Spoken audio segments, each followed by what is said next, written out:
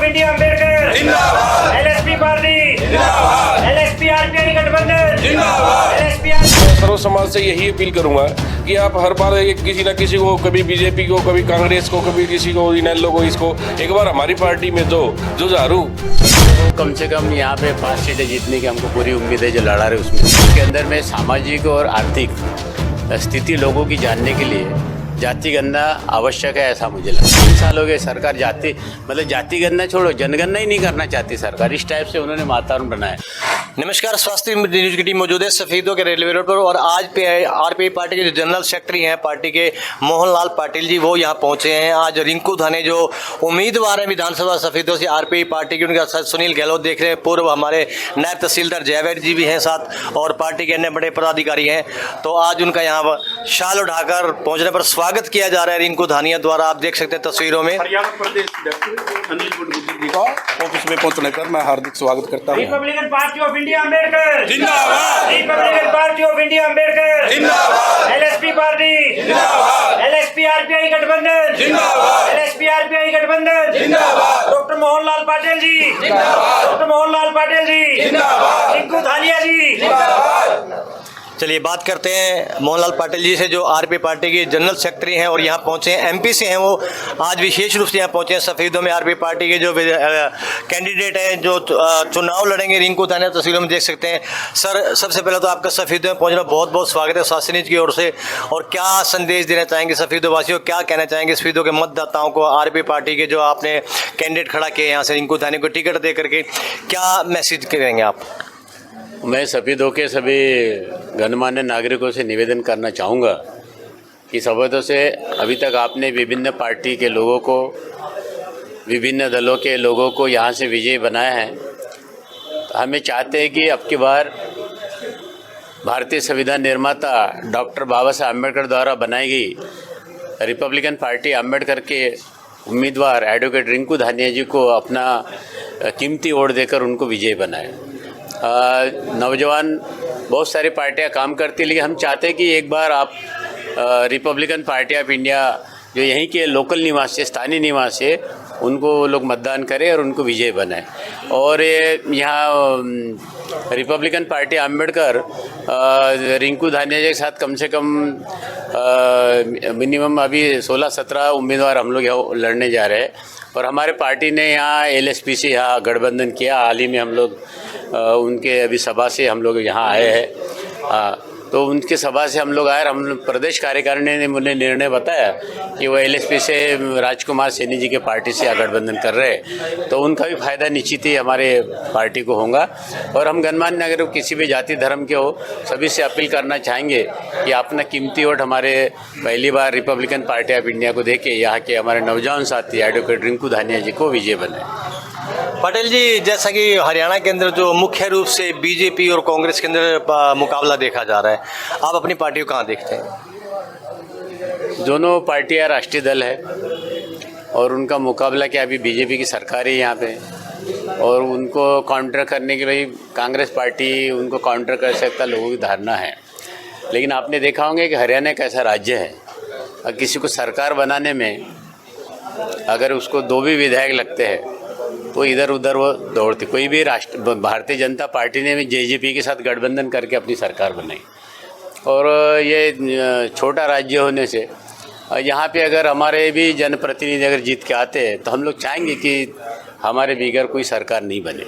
क्या उम्मीद है इस गठबंधन से, कितनी सीटें लेने से? हम लोगों को कम से कम यहाँ पे 5 सीटें जीतने की हमको पूरी उम्मीद है। जो लड़ा रहे उसमें से राजकुमार सैनी जी तो जीतेंगे, ऐसा उनके आज जो सभा हुई उससे मुझे ऐसा लग रहा है। रिंकू धानिया जी और बाकी इन लोगों ने प्रदेश कार्यकारिणी जो भी नाम किए, हम चाहते हैं कि इतने विधायक आए 2-3 कि हमारे बिगैर यहाँ पे हरियाणा में सरकार नहीं बनी।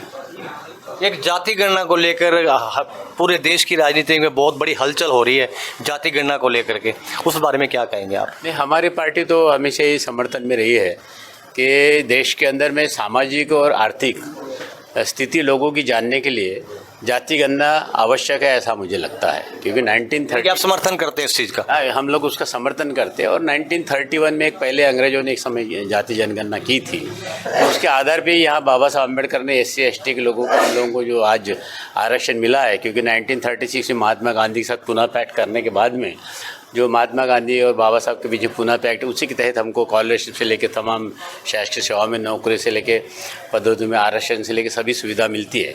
उसके बाद में जाति गणना तो सिर्फ SC ST के होती है, लेकिन जो अन्य पिछड़े समाज के लोग हैं, ये मुद्दा तो काफ़ी गर्माया हुआ ना सर? मुद्दा ही गर्मा है तो सरकार ने करना चाहिए। एक तो जाति गण 2021 में ये होना चाहिए था जनगणना, लेकिन अभी 2024 आया, 3 साल हो गए, सरकार जाति गणना छोड़ो, जनगणना ही नहीं करना चाहती सरकार। इस टाइप से उन्होंने वातावरण बनाया। तो जो सरकार जनगणना ही नहीं करना, वो जाति के छोड़ो जनगणना ही नहीं करना चाहती। 2011 के बाद में हर 10 साल बाद में देश के अंदर में जनगणना होती है। आप कह रहे हैं कि जाति जनगणना करना ही नहीं चाह रही सरकार, क्या बड़ी वजह हो सकती है इसके पीछे? ऐसा लगता है कि कुछ समाज के लोग जो बहुत माइनॉरिटी में है, कोई 2% है, 3% है, लेकिन उन्होंने सरकार की 100 पदों पर उनके लोग हैं। बिजनेस में उनकी भागीदारी 97% है, किसी का 80% समाज है, लेकिन 2-3% है, कोई 2% है। लेकिन बहुसंख्यक जो लोग हैं उनकी सत्ता में भागीदारी भी ठीक नहीं, इंडस्ट्री में भागीदारी ठीक नहीं, उद्योगों में भागीदारी ठीक नहीं, व्यवसाय में उनकी भागीदारी नहीं है। मतलब अभी भी वो लोगों के यहाँ जो उनकी उन्नति होना चाहिए।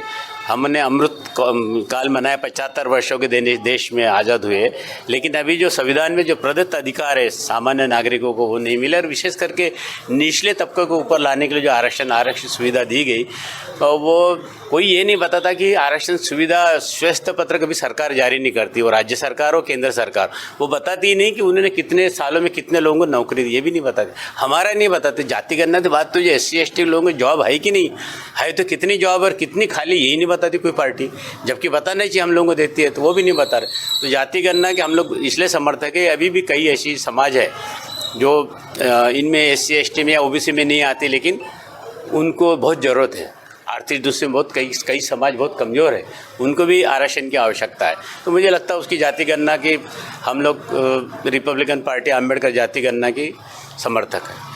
पाटिल जी, कोलकाता के अंदर एक डॉक्टर बेटी के साथ जो अनर्थ हुआ है, रेप हुआ, फिर उसकी हत्या की, बड़ी दरिंदगी हुई है और पूरे देश में इसके हाहाकार मची हुई है। आप व्यक्तिगत रूप से क्या कहना चाहेंगे उस पूरे मामले को लेकर के? देखो क्या है कि सरकार को किस तरह के फैसले लेने चाहिए? सरकार ने जैसा कि कहा कि कड़े कानून बनाने से भी बहुत सारी चीज़ें है। SC ST कानून बनाया, लोगों ने जमानत नहीं होगी, ये नहीं होंगी, वो नहीं होगी, लेकिन फिर भी अत्याचार होते हैं। तो ये जो बलात्कार की जो घटना है, अपने को एक घटना मालूम है, लेकिन अगर आप उसके नेट पे जाओगे तो प्रतिदिन कितने बलात्कार होते हैं अपने देश में, तो संख्या देख के चौंक जाओगे। साल भर में कितने बलात्कार होती है देख के तो चौंक जाओगे। ये तो एक घटना जब होती है तो पॉलिटिकल पार्टियाँ उसको वो बनाती है, मतलब उसको ऐसा हवा बना देती है, लेकिन ये नहीं सोचती कि अब वो घटना के बाद में महाराष्ट्र में घटना होगी, उसके बारे में कुछ नहीं बोल रहा कुछ। अभी एक वो आसाम में घटना हो गई तो उसके बारे में कुछ नहीं बोल रहे लोग। तो जो इसका जो राजनीतिक करते लोग, एक बलात्कार की घटना को भी राजनीतिक करते, वो बहुत दुख का कारण है, क्योंकि महिला को न्याय मिलना चाहिए। हमारी इस पार्टी बहुत ही, आपको मालूम है कि डॉक्टर बाबा साहब अम्बेडकर ने अपने संविधान में महिला को मतदान का अधिकार दिया था पहली बार। तो हम महिलाओं के प्रति हमारी पार्टी की क्या भूमिका हो सकती है बताने की कोई आवश्यकता नहीं। हमेशा ही जब तक हमारे देश की महिला की उन्नति नहीं होगी तो ये देश आगे नहीं बढ़ेगा, और इसके लिए बहुत सख्त कानून बनाना चाहिए, और उसका फैसला भी 3 महीने के अंदर होना चाहिए। आप 30 साल लगा दोगे फैसला लेने में। न्यायपालिका भी इसमें बहुत कमज़ोर है, जल्दी न्याय नहीं देने से लोग बहुत निराश हो जाते। तो हमारी सरकार से, भारत सरकार से भी मांग है कि ये इस तरह से जो घटना है, अमानवीय जो घटनाएँ होती है, उसकी जल्दी फास्ट ट्रैक कोर्ट लगा के इस घटना की जांच करे और दोषियों को कड़ी से कड़ी सजा दे। बहुत बहुत धन्यवाद। बात करेंगे इसी कड़ी में बात करते हैं हम जो आरपी पार्टी के प्रदेश सेक्रेटरी हैं अनिल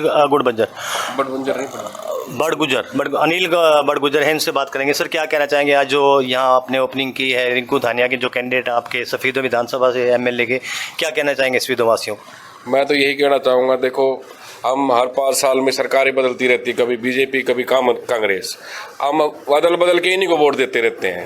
अब हरियाणा में अपना Republican Party of India Ambedkar ने जो पार्टी है, ये अब कई सालों से वर्क करी है धरातल पर, जिसमें हमारे रिंकू धानिया जी हैं जो अब MLA का चुनाव लड़ेंगे।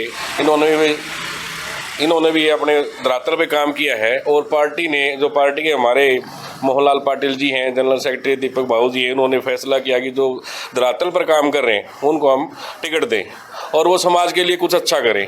तो मैं सर्व समाज से यही अपील करूंगा कि आप हर बार किसी ना किसी को, कभी बीजेपी को, कभी कांग्रेस को, कभी किसी को, इनेलो को, इसको एक बार हमारी पार्टी में जो जुझारू लड़के जो काम कर रहे हैं समाज के लिए, उनको एक बार आप अपना मौका दें, जो समाज में अच्छा काम करके दिखाएं। तो मैं तो सर्व समाज से यही अपील करूंगा कि अपने यहाँ सफेदो हल्का से अपने रिंकू धानिया जी को वोट देकर आगे चंडीगढ़ पहुँचाने का काम करें। बहुत बढ़िया उनसे बात करें तो ये थे हमारे साथ आरपीआई पार्टी के बड़े नेता आज यहाँ पहुँचे हैं। जैसे आप देख सकते हैं अनिल जी हैं और जनरल सेक्रेटरी हैं, मोहन पाटिल जी हैं, जयवीर रंगा जी हैं, सुनील गहलोत हैं और जो कैंडिडेट हैं रिंकू धानिया। यहाँ तो बने रहिए, जुड़े रहिए, हम जल्द आपसे फिर एक बार मुलाकात करेंगे। तब तक के लिए नमस्कार।